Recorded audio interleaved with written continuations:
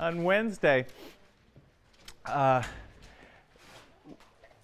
would like you to come having read one of Stevens's longer poems. It's not too long, but it's a little longer.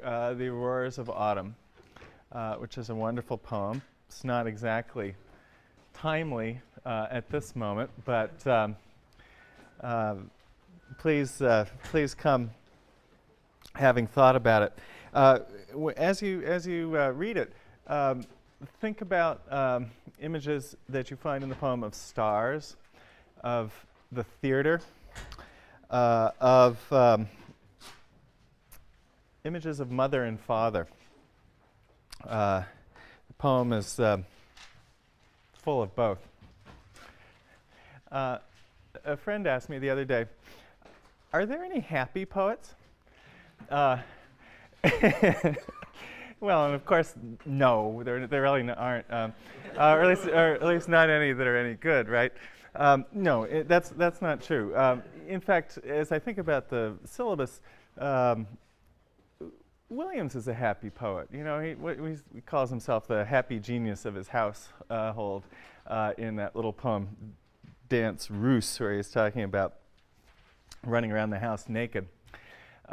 Marianne Moore, I think, in many ways is a happy poet, but no poet is so happy as Wallace Stevens. And Stevens is, he is happy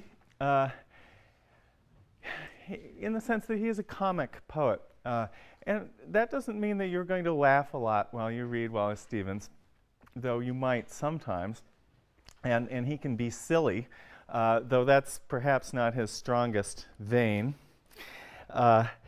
Stevens is a comic poet in the sense, in the generic sense of a poet in whom and for whom and with whom the world always comes right.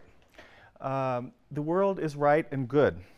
It is a regenerative, exhilarating, endlessly consoling and meaningful place to dwell. And Stevens is, really, as I read him every year, I like him more and more. And becomes more and more important. Stevens gives us really a comprehensive view of the world, and one in which poetry and imagination have central roles to play. Imagination, that's an important word in Stevens.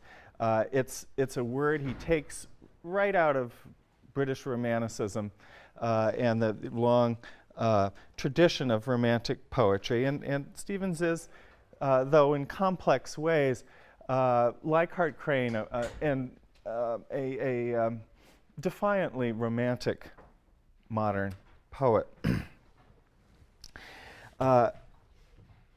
Stevens's poetry, like Moore's, like Crane's, to some extent like Frost's, is always in a sense meta poetry. That is, well, he shares with these poets, as with certain others on our syllabus, the sense that poetry has to always involve an investigation into its own rules, how it works, what it does, what it's capable of, what its potential uses are, and that all of these are in a sense, open and available to redefinition at a fundamental level. He says there's a sort of wonderful set of adages or epigrams or statements at the back of your book, which come from Stevens' Adagia.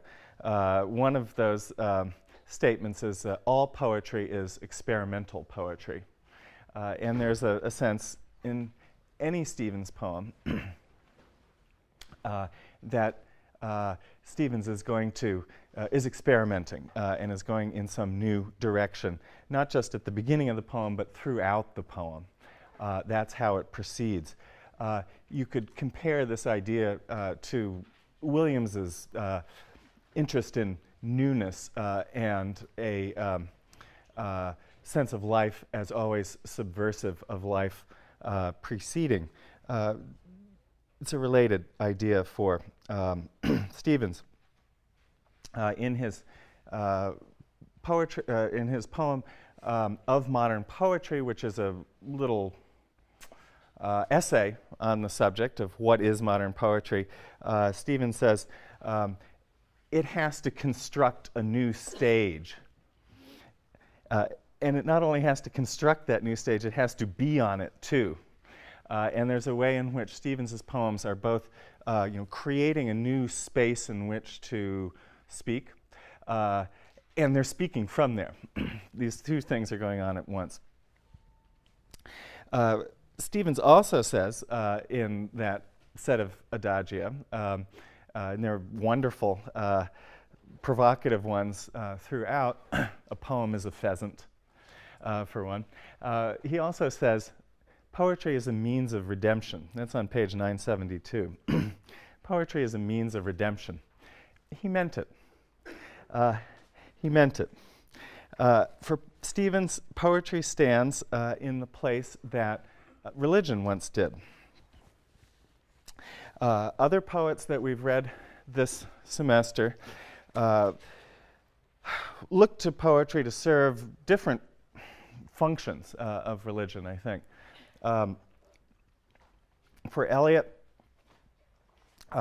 he is concerned with ritual and community in ways in which poetry might establish these, constitute these.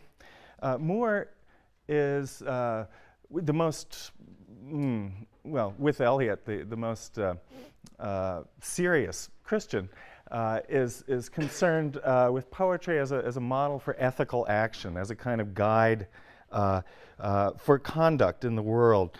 And poetry models for her what she calls love or hope or striving or doing hard things.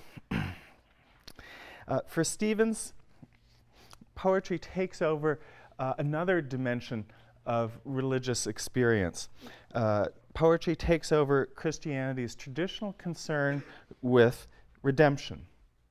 And with redemption, with questions about the afterlife, paradise, the transcendental. How can culture imagine the transcendental in a non-transcendental world?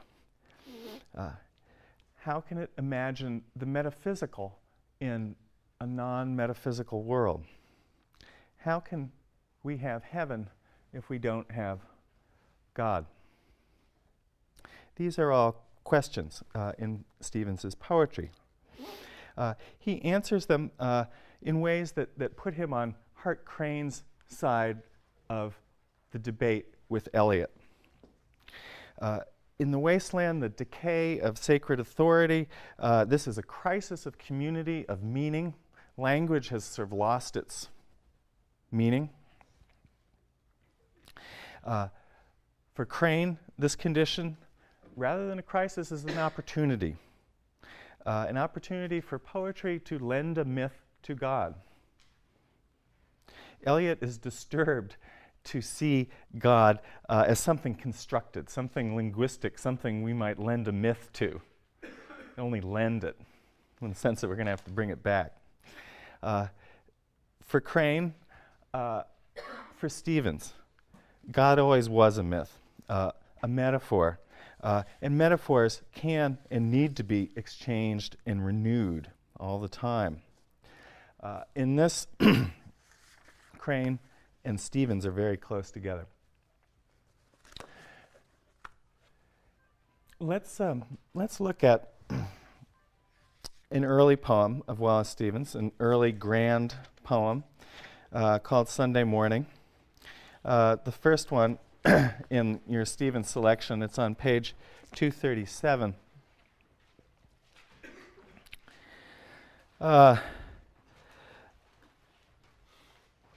Sunday Morning was published in Poetry Magazine in 1915, which is to say it's contemporary with Pourtraicte.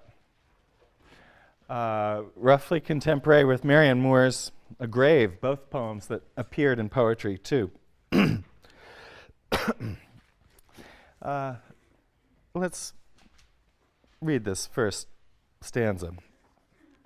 Complacencies of the peignoir, and late coffee and oranges in a sunny chair, in the green freedom of a cockatoo upon a rug. All these things mingle to dissipate the holy hush of ancient sacrifice. She dreams a little, and she feels the dark encroachment of that old catastrophe being the crucifixion. As a calm darkens among water lights, or if it's not the crucifixion, it's the fall.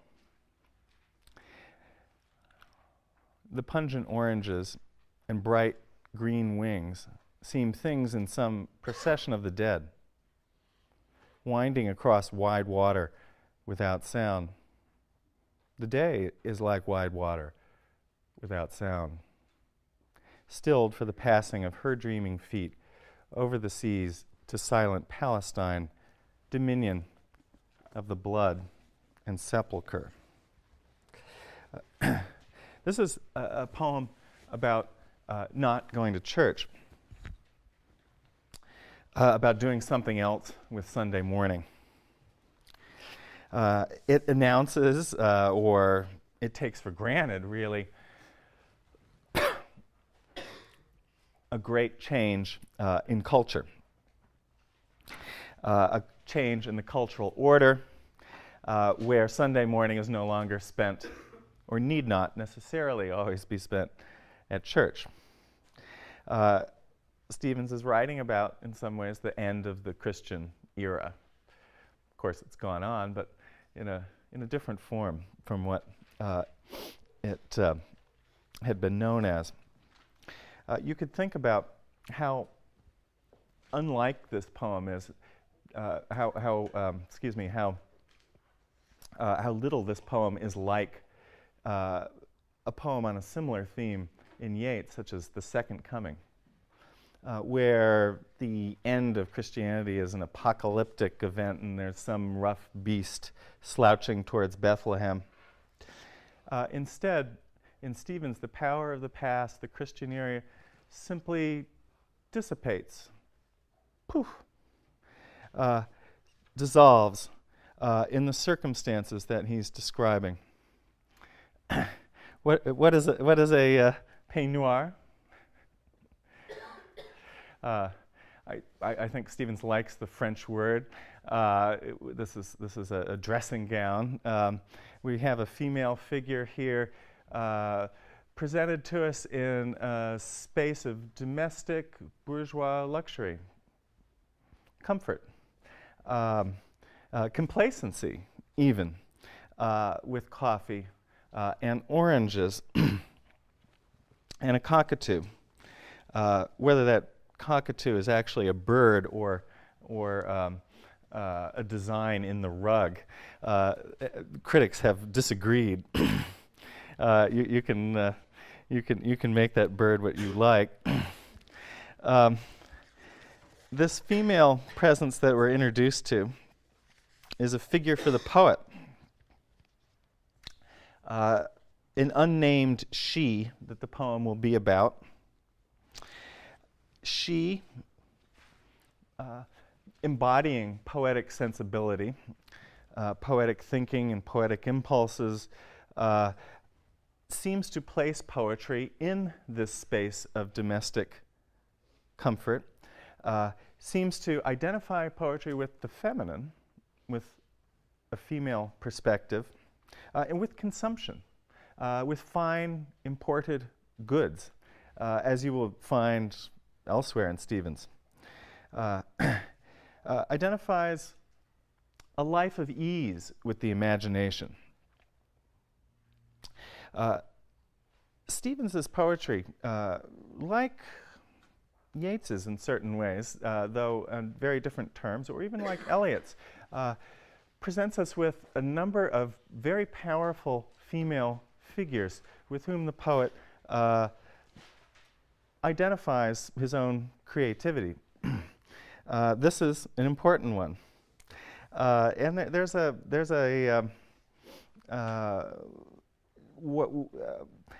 aspect of Stevens that's gendered as feminine, you could say.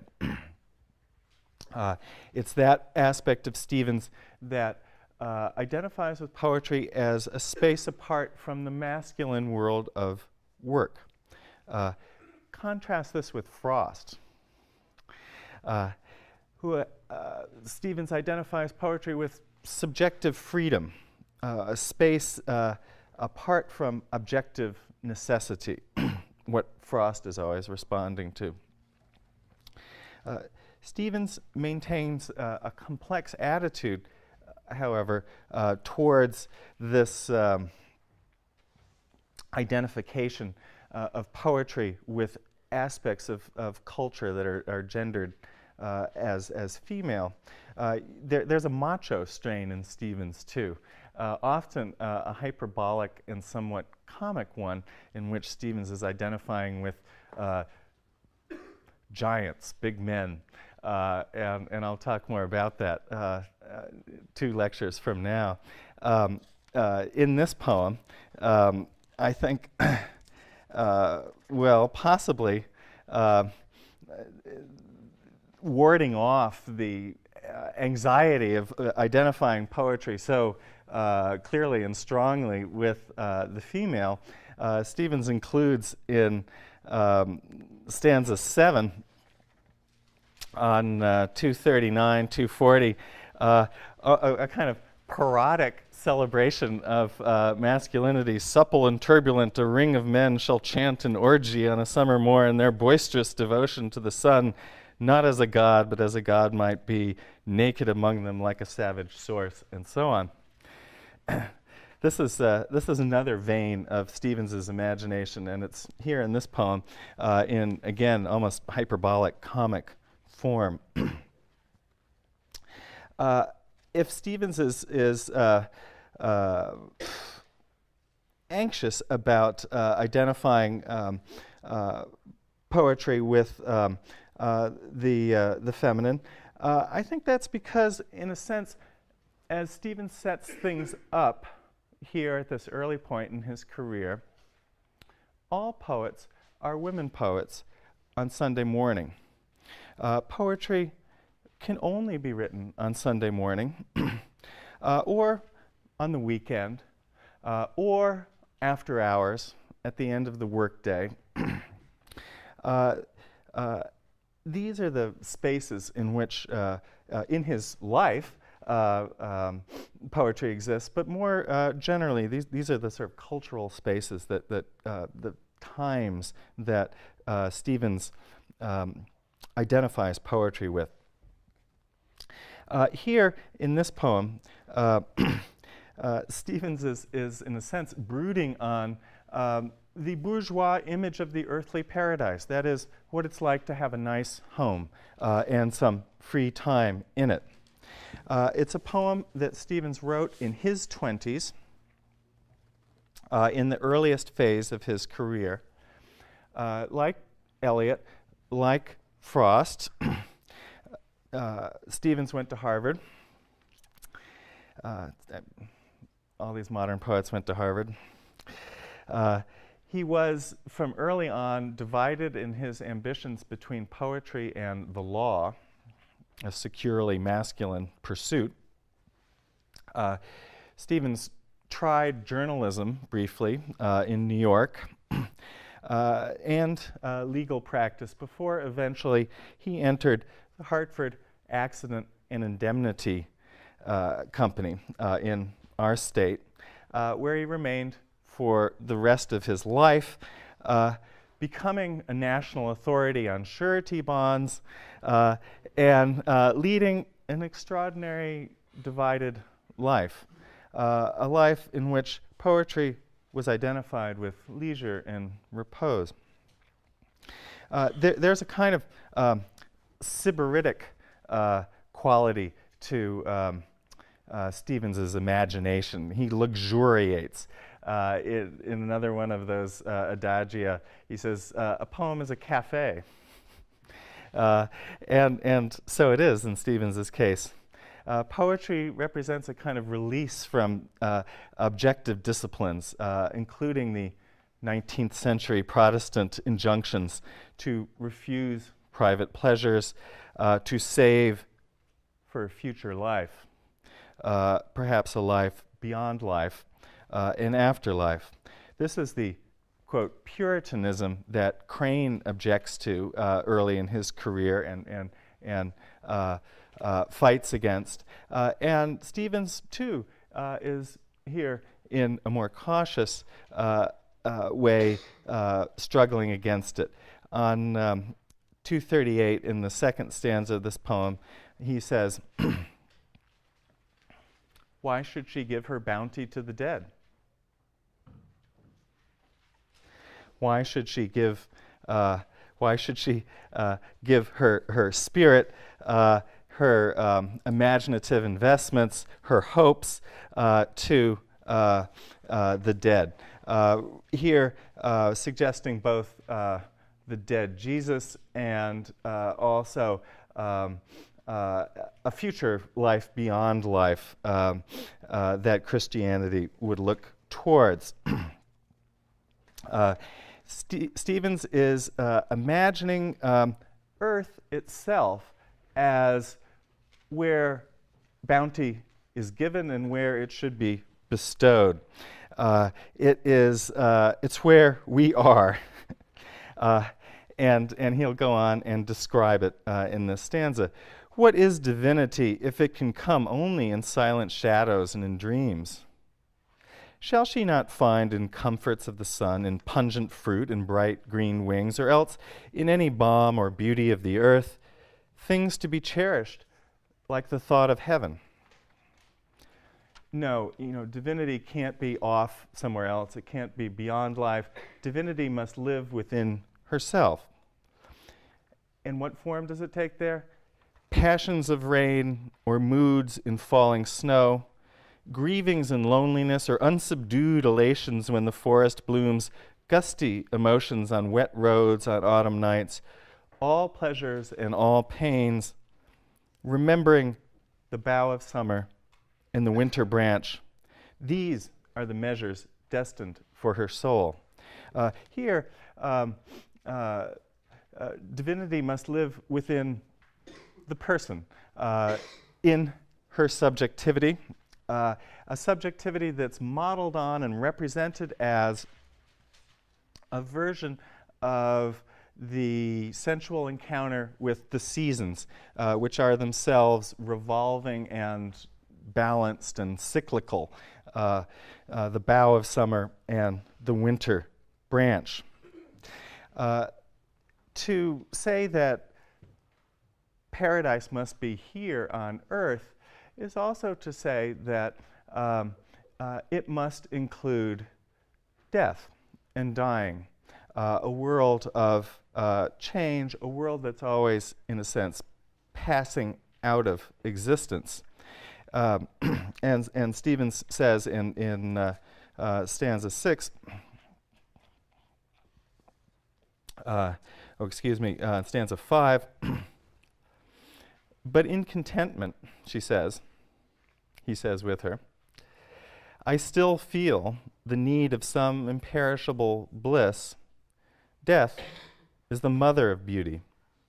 Hence from her alone shall come fulfillment to our dreams and our desires.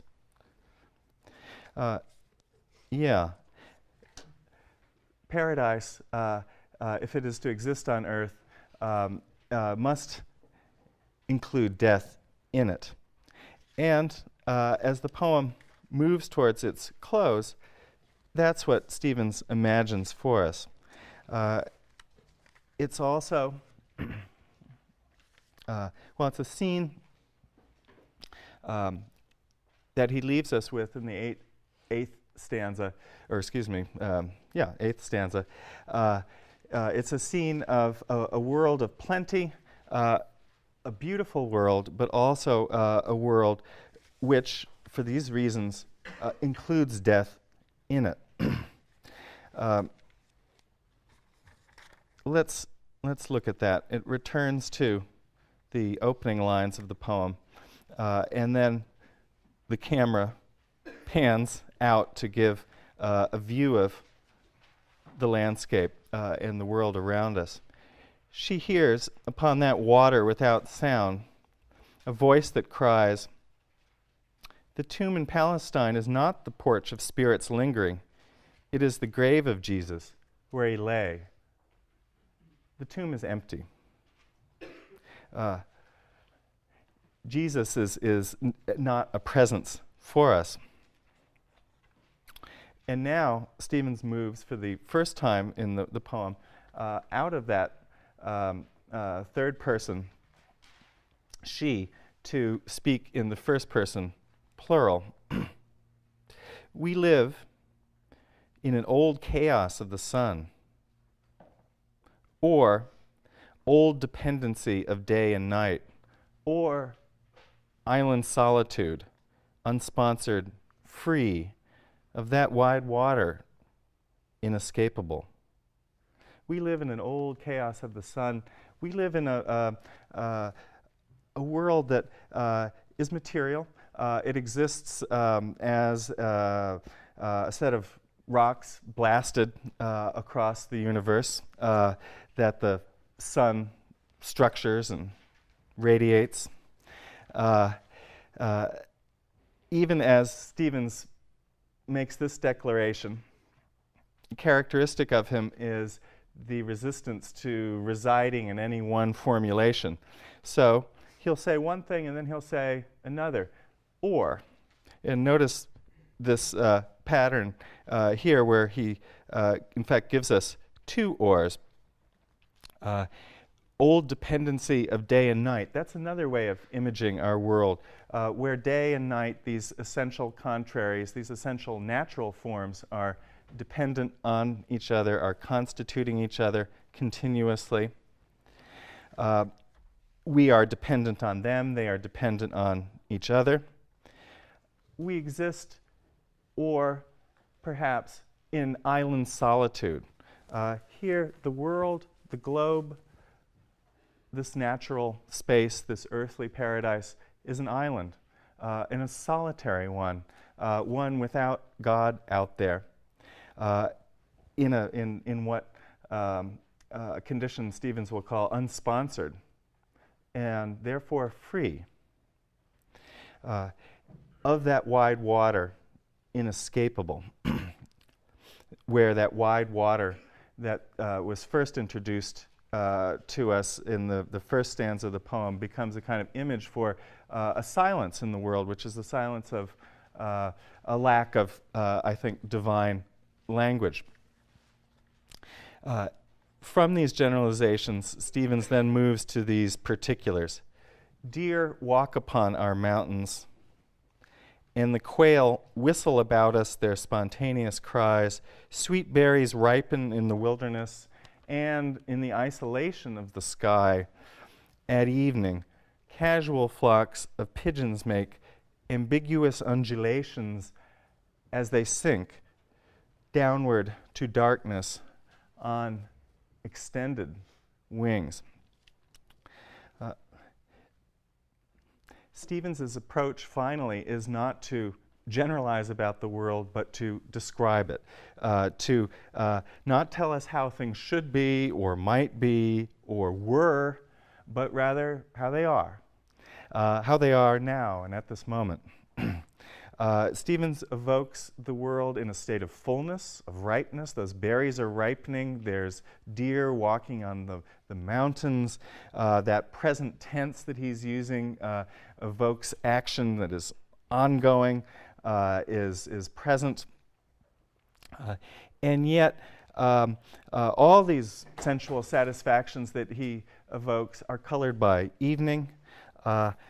Pleasure here is shadowed by death, not unhappily, but it is the color of the environment of the evening. The birds, they make a downward movement, and yet their wings are extended. Their undulations are ambiguous in that sense, much as the dependency of day and night is itself ambiguous. You could contrast those birds with Hart Crane's ascending seagull at the beginning of the bridge. This is a different image. Stevens is here trying to image for us a non-transcendental secular vision of the world. Let's look ahead to another poem, Poems of Our Climate on 252.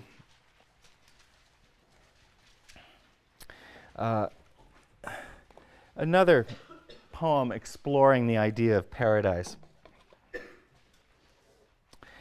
Stevens means here in that title, the Poems of Our Climate, he means America, our culture, our environment, our situation. It's a poem that you might, read alongside a poem like England by Marianne Moore. He also means the poems of our time, or our moment. And our time or our moment for Stevens is defined as a climate, as a kind of environment rather than some other kind of overarching way of understanding or defining the present moment. It's not, as the poem unfolds, a question about nature so much as about culture. Stevens will here explore one of his recurrent impulses, that is to renew poetry by simplifying terms, by getting down to some essentials, some primary elements. If Stevens is a sensualist, he's also a kind of ascetic. He can be both, and even find, I suppose, a kind of sensual asceticism. And this poem exemplifies that. Clear water in a brilliant bowl, pink and white carnations. The light in the room more like a snowy air reflecting snow. A newly fallen snow at the end of winter when afternoons return. We still don't have a main verb yet. Pink and white carnations. One desires so much more than that. The day itself is simplified, a bowl of white, cold, a cold porcelain, low and round, with nothing more than the carnations there. This is Stevens. This is exploring another version of secularity, of the secular, giving us a poetry, it seems, as he starts, not of ideas, but of things, as Williams might approve. It is a world of white. You can understand the impulse here as a version of the reduction to nakedness, or the reduction to primary terms that imagism seeks to accomplish. And these are, in a sense, precisely images that Stevens is presenting to us almost as a kind of still life there.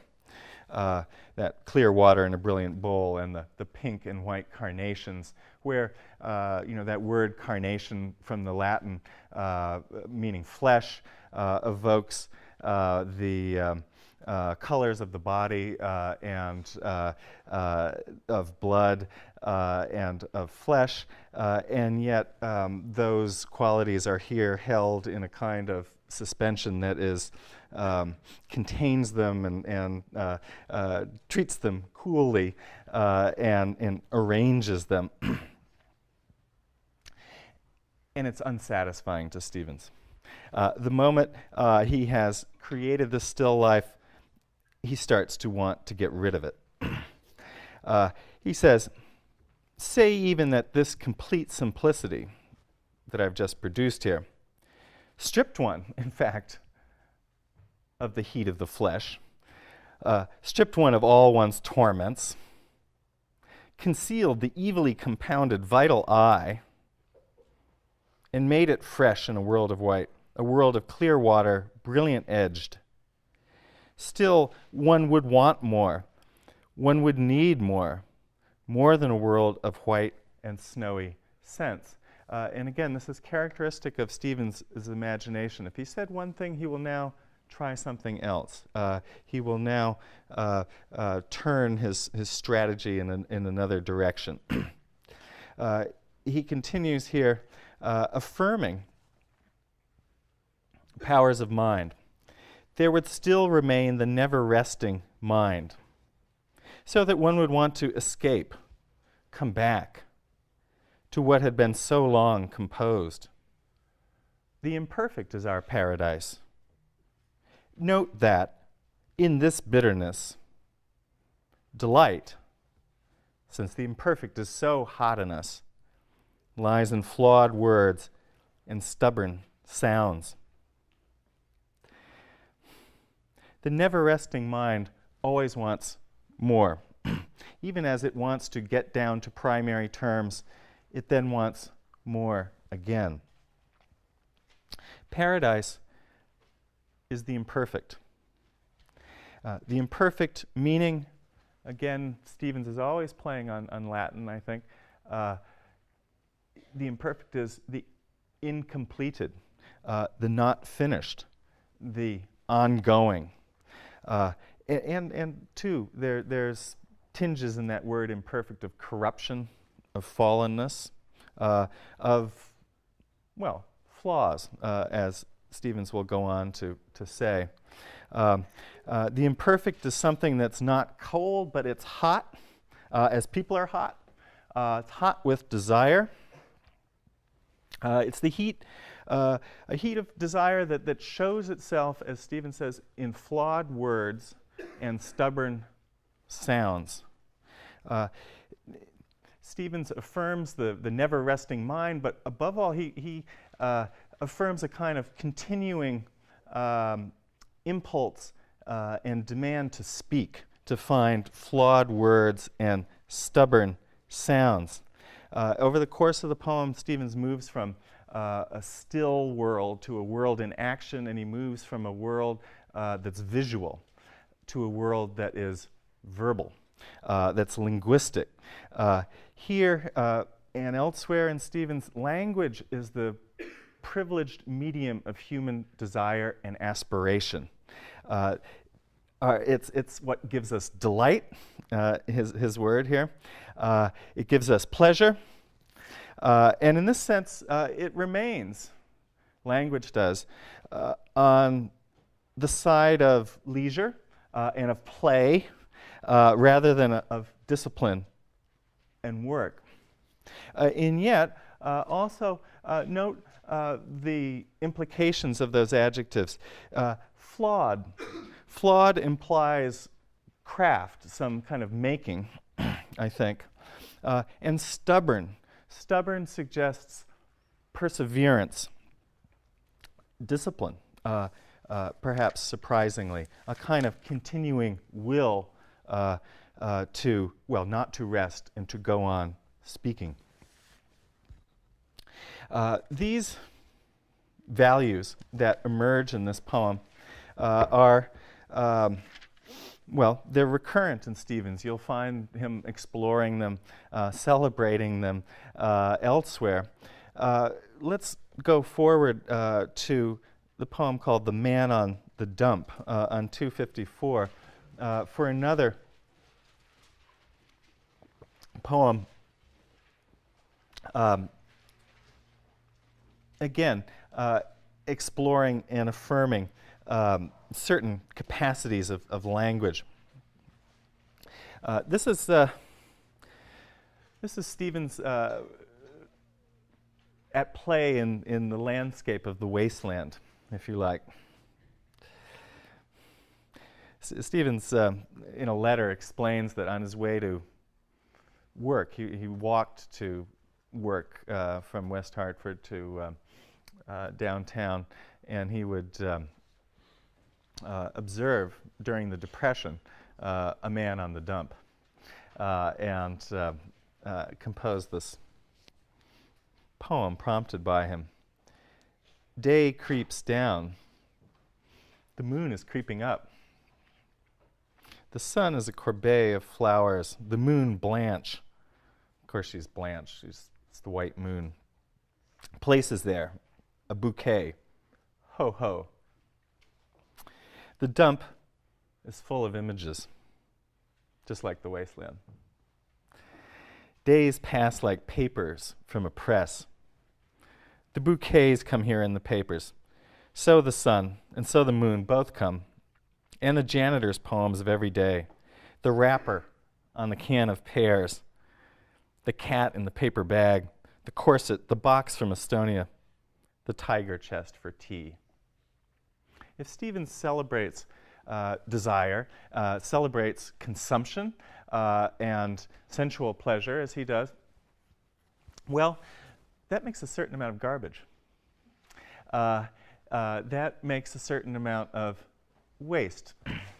If you are constantly seeking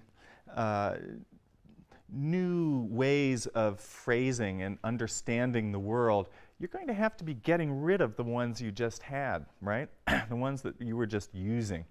And the dump is an image of this, which Stevens confronts here with a certain kind of irritation, playful, but not so far, I think, from despair.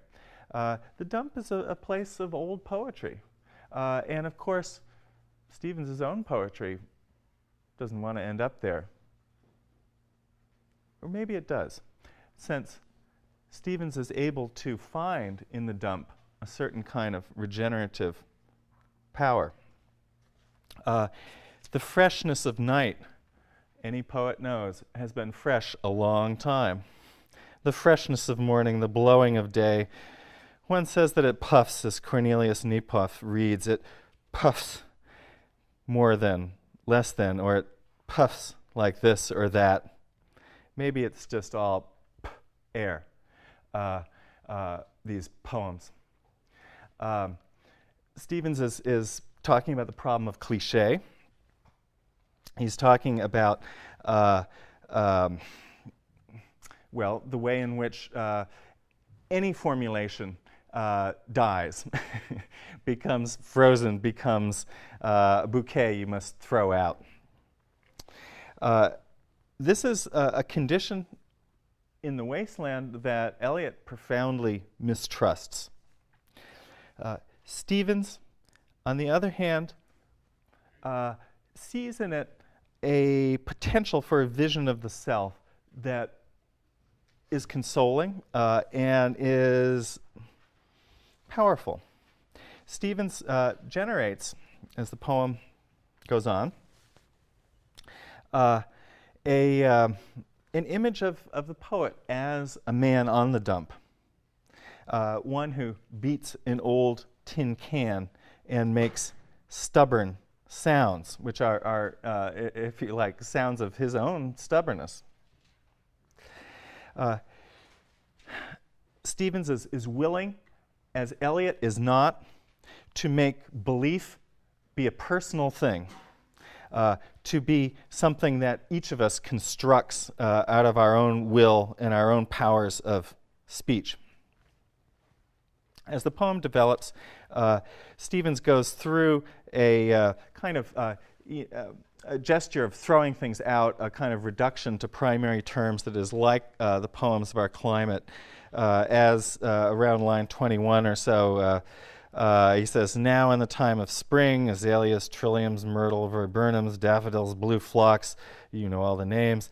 Between that disgust and this, and I think there is disgust in the poem, between the things that are on the dump, azaleas and so on, and those that will be, azaleas and so on, one feels the purifying change. One rejects the trash. And as one rejects the trash, as one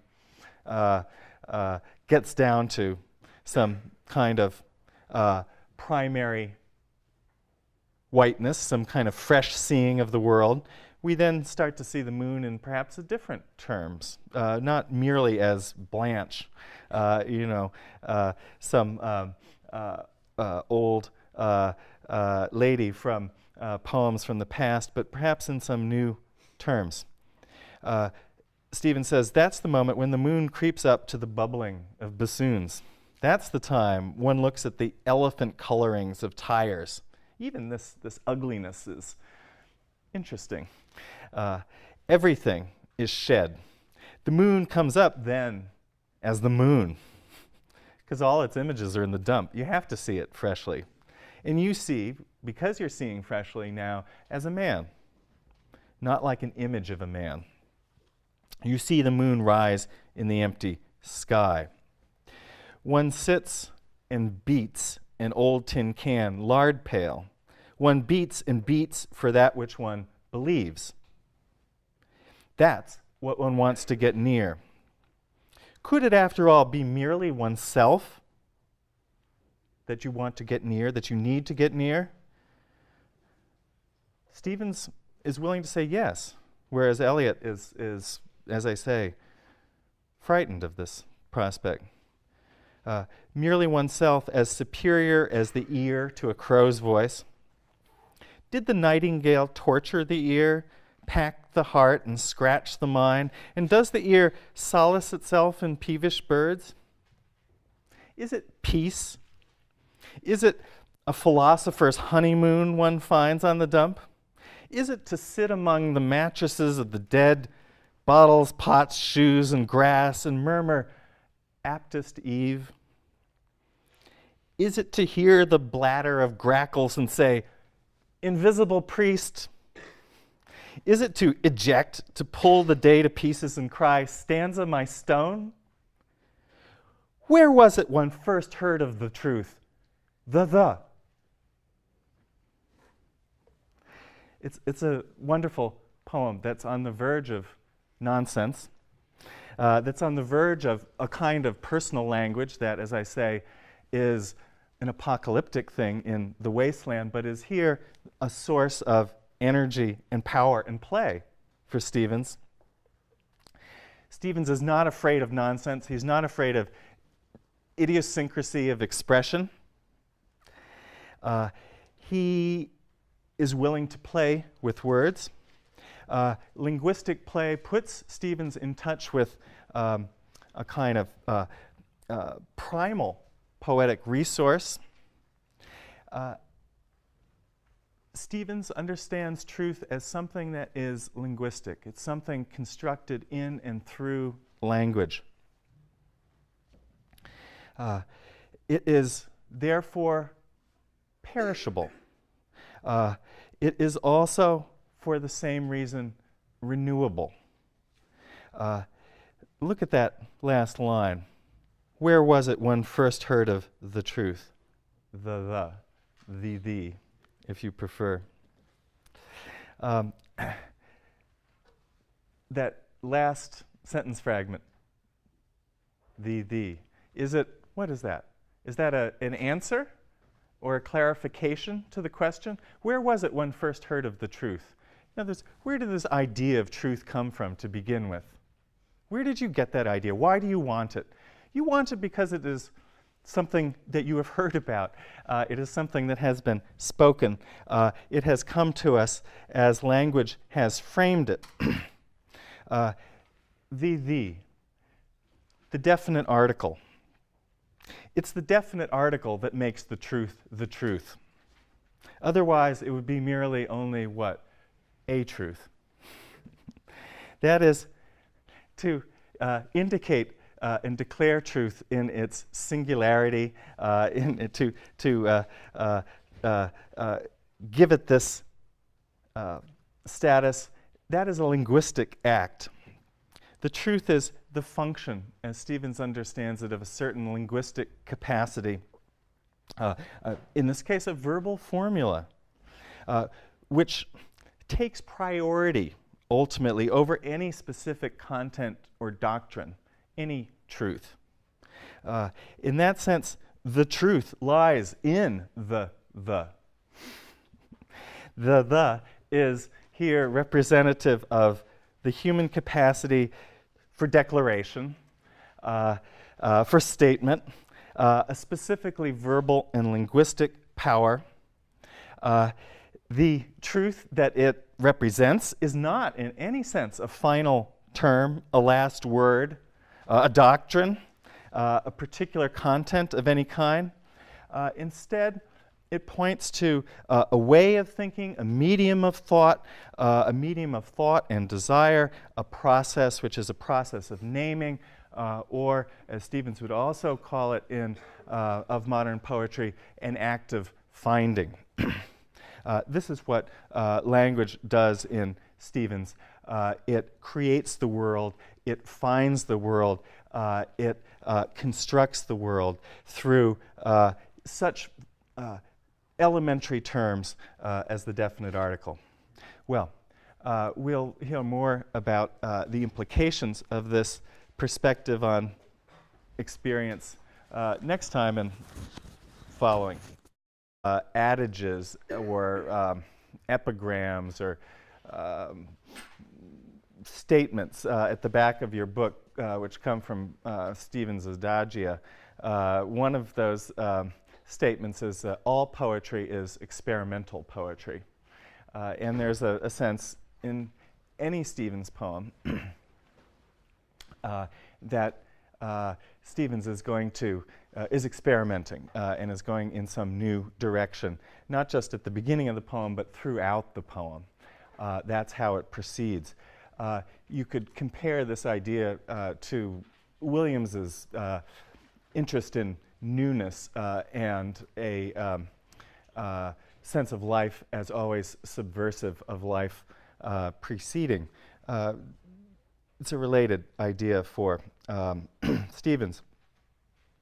In his poetry, in his poem of modern poetry, which is a little essay on the subject of what is modern poetry, Stevens says it has to construct a new stage. And it not only has to construct that new stage, it has to be on it too.